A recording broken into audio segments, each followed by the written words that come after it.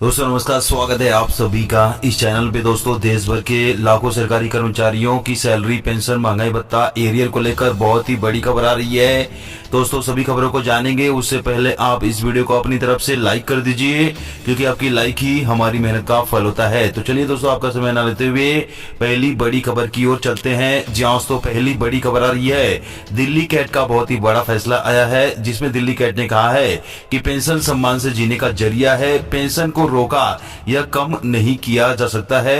Pension से ही pension भोगी सम्मान से जीवन बिताते हैं, इसलिए पेंशन को रोका या कम नहीं किया जा सकता है। वहीं दोस्तों दूसरी बड़ी खबर आ रही है, 30 जून या फिर 31 दिसंबर को जो कर्मचारी रिटायर होने वाले हैं या हो चुके हैं, तो ऐसे कर्मचारियों, पेंशन भोगियों को अब 1 जुलाई का इंक्रीमेंट का बेनिफिट दिया जाएगा।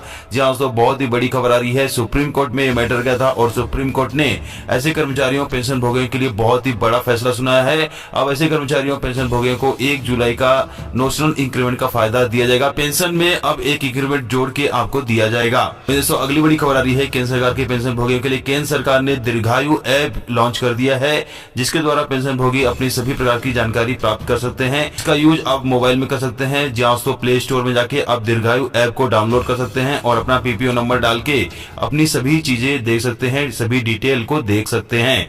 वहीं दोस्तों अगली बड़ी खबर आ रही है, पेंशन भोगियों ने भारत सरकार से डिमांड की है कि पेंशन भोगियों से टैक्स नहीं लेना चाहिए। जी दोस्तों, अभी के नियम के हिसाब से जो पेंशन भोगी 75 साल के हो जाते हैं तो उनको टैक्स फ्री है, लेकिन दोस्तों जो बाकी के जो पेंशन भोगी हैं उनका भी टैक्स फ्री होना चाहिए, उनसे भी कोई टैक्स नहीं लिया जाना चाहिए। तो उसी को लेकर यहाँ पे पेंशन भोगी संगठनों के द्वारा लेटर लिखा गया है और भारत सरकार से मांग की गई है कि पेंशन भोगियों से टैक्स नहीं वसूला जाना चाहिए।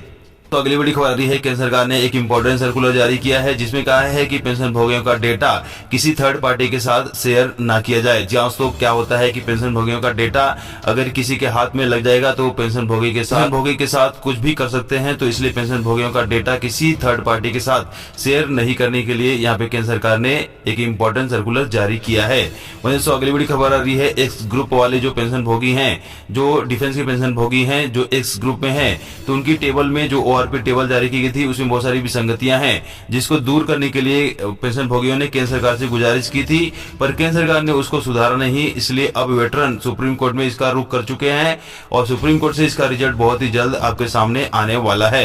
वहीं दोस्तों अगली बड़ी खबर आ रही है, कम्यूटेशन रिस्टोरेशन की अवधि को लेकर। जी हाँ दोस्तों, अभी के नियम के हिसाब से कम्यूटेशन बहाली 15 साल के बाद होती है। जी हाँ दोस्तों, अगर आप कम्यूटेशन कराते हैं तो आपकी पेंशन में से हर महीने कटौती होती रहती है और ये जो कटौती होती है वो 15 साल तक होती है। लेकिन दोस्तों 15 साल तक अब ज्यादा पेमेंट, ज्यादा इंटरेस्ट के साथ पैसा सरकार को पेड कर देते हो, इसलिए पेंशन भोगी संगठनों के द्वारा भारत सरकार से डिमांड की जा रही थी कि इसको घटाकर 12 साल किया जाए, जिसको केंद्र सरकार बहुत ही जल्द इसके ऊपर एक्शन लेने वाली है। अगली बड़ी खबर आ रही है, कई सारे कर्मचारी, पेंशन भोगी अपने बच्चों को नॉमिनी नहीं बनाते हैं, जिसके कारण आगे पेंशन में प्रॉब्लम होती है। जहां दोस्तों फैमिली पेंशन तो उनकी पत्नी को मिल जाती है, लेकिन दोस्तों उनकी मृत्यु होने के बाद बच्चे भी एलिजिबल होते हैं फैमिली पेंशन पाने के लिए, लेकिन नॉमिनी नहीं कराने की वजह से बच्चे अपात्र हो जाते हैं। तो यहाँ अपील की जाती है, सभी कर्मचारियों से, पेंशन भोगियों से की जाती है कि वे अपने बच्चों को भी नॉमिनी बनाएं, ताकि आपके बाद, आपकी पत्नी के बाद बच्चों को भी फैमिली पेंशन मिल सके। तो रिकॉर्ड में अपने बच्चों का नाम जरूर से जरूर ऐड करवाएं। वजह से अगली बड़ी खबर आ रही है, फिटमेंट फैक्टर 2.5 से बढ़ाकर 3.68 किया जाए। पेंशन भोगी संगठनों की तरफ से ये मांग की जा रही है, क्योंकि दोस्तों 7वें वेतन आयोग में जो आपका फिटमेंट फैक्टर होना चाहिए था वो 3.68 होना चाहिए था, लेकिन दोस्तों केंद्र सरकार ने इसको लागू नहीं किया। इसलिए पेंशन भोगी संगठनों, केंद्रीय कर्मचारियों के संगठनों ने डिमांड की है कि 8वां वेतन आयोग 1 जनवरी 2026 से लगने वाला है, बट दोस्तों अभी तक कमेटी का गठन नहीं हुआ है। ऐसे में दोस्तों कमेटी का गठन कब होगा और 8वें वेतन आयोग की रिपोर्ट कब आएगी और कब 8वां वेतन आयोग लगेगा, तो दोस्तों इसको लगने में करीब अगर 4-5 साल लगता है, तो यहाँ पे फिटमेंट फैक्टर बढ़ा दिया जाए ताकि कर्मचारियों और पेंशन भोगियों का भला हो पाए, उनके साथ न्याय हो पाए। इसलिए दोस्तों यहाँ पे फिटमेंट फैक्टर बढ़ाने की बात कही जा रही है कि इसको बढ़ाया जाए। वही दोस्तों अगली बड़ी खबर आ रही है, सर्विस रिकॉर्ड में जो आपका नाम है वही नाम पीपीओ में होना चाहिए। जी हाँ, केंद्र सरकार ने एक इंपॉर्टेंट सर्कुलर जारी किया है और सभी विभागों से कहा है कर्मचारी पेंशन भोगी का जो नाम सर्विस रिकॉर्ड में है वही नाम उनके पीपीओ में भी होना चाहिए। पीपीओ में कोई शॉर्टकट का यूज नहीं किया जाना चाहिए। जहां सो बड़ी खबर आ रही है कि यहाँ पे केंद्र सरकार ने सभी विभागों को चेताया है कि सर्विस रिकॉर्ड में जो कर्मचारी पेंशन भोगी का नाम है वही नाम उनके पीपीओ में भी होना चाहिए। वहीं दोस्तों अगली बड़ी खबर आ रही है उम्र के अनुसार पेंशन में बढ़ोतरी को लेकर, जहां 65 साल पे 5%, 70 साल पे 10% और 75 साल पे 15% पेंशन में बढ़ोतरी को लेकर यहाँ पे यूनियन ने, जो पेंशन भोगियों की यूनियन ने केंद्र सरकार को एक लेटर लिखा है, जहां तो फाइनेंस सेक्रेटरी को एक लेटर लिखा है ताकि पेंशन में बढ़ोतरी का फायदा पेंशन भोगियों को मिल जाए। जहां तो अभी के नियम के हिसाब से 80 साल ऊपर होने के बाद पेंशन में बढ़ोतरी की जाती है, लेकिन दोस्तों पेंशन भोगियों की लंबे समय से डिमांड है कि 65 साल पे 5% और हर 5 साल पे 5% की बढ़ोतरी किया जाए। तो दोस्तों अभी तक इसको लागू नहीं किया गया है केंद्र सरकार की तरफ से। ऐसे में दोस्तों यहाँ पे लेटर पेंशन भोगी संगठनों की तरफ से लिखा गया है और इसको जल्द से जल्द लागू करने की मांग की गई है। वहीं दोस्तों अगली बड़ी खबर आ रही है 18 महीने के डीए एरियर को लेकर। जी हाँ दोस्तों 18 महीने के डीए एरियर के ऊपर बड़ी खबर आ रही है कि केंद्र सरकार ने 18 महीने का डीए का एरियर देने से इनकार कर दिया था, लेकिन दोस्तों कर्मचारी और पेंशन भोगी संगठनों ने, कर्मचारी और पेंशन भोगी संगठन चाह रहे हैं कि उनको उनका 18 महीने का डीए का जो बकाया एरियर है वो मिलना ही चाहिए। उसको लेकर यहाँ पे पेंशन भोगी कर्मचारी संगठनों ने चेतावनी दिया है कि 18 महीने का डीए का एरियर उनको दिया जाए, नहीं तो चुनाव में बीजेपी सरकार को काफी नुकसान पहुंचाया जा सकता है। तो दूसरी बड़ी खबर आ रही है, अब उत्तर प्रदेश राज्यकर्मी और पेंशन भोगी घर बैठे बनवा सकेंगे कैशलेस कार्ड। जहाँ तो राज्य सरकार ने लाखों सरकारी कर्मचारियों और पेंशन भोगियों को कैशलेस कार्ड बनवाने की बड़ी सहूलियत दी है। उत्तर प्रदेश में कैशलेस कार्ड बनाने की राह अब आसान हो गई है।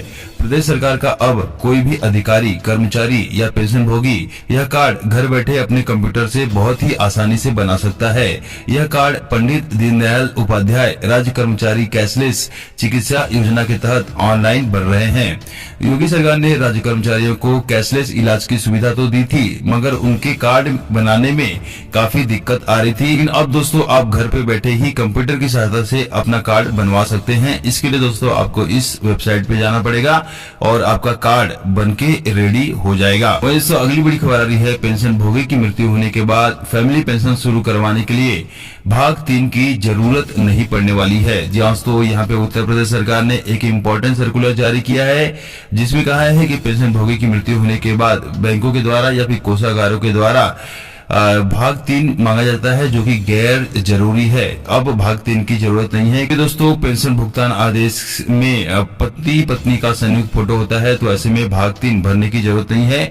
उसी संयुक्त फोटो के आधार पे फैमिली पेंशन भोगी की पहचान की जाएगी और उसी के आधार पे फैमिली पेंशन शुरू की जाएगी। वहीं दोस्तों अगली बड़ी खबर आ रही है, 1 अक्टूबर से जो 80 साल के पेंशन भोगी हैं तो वे लाइफ सर्टिफिकेट भर सकते हैं। जो 1 अक्टूबर से लाइफ सर्टिफिकेट भरने की प्रक्रिया शुरू हो गई है, जिसका फायदा 80 साल या उसके ऊपर के पेंशन भोगियों को दिया जाता है। वहीं जो बाकी अन्य पेंशन भोगी हैं जिनकी उम्र 80 साल से कम है, तो उनके लिए 1 नवंबर से लाइफ सर्टिफिकेट भरने की प्रक्रिया शुरू की जाएगी।